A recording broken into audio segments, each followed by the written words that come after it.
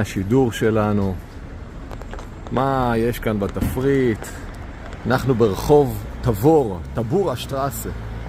יש כאן בניינים יפהפיים, וזה 10 דקות הליכה מהמרכז של וינה,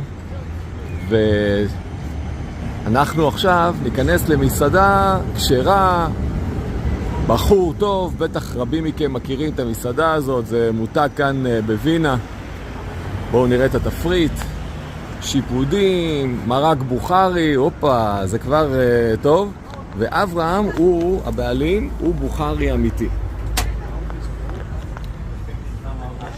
אז הנה המסעדה. הנה אברהם.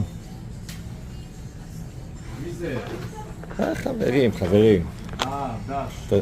תזמין אותם, אברהם, תגיד להם לבוא. מה העניינים, חבר'ה? הכל טוב?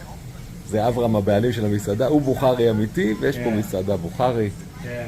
תבואו לבקר אותנו. בווינה. איזה יופי של מקום, תראו. יש פה חדר אוכל קטן שאפשר לסגור לאירועים. יינות כשרים.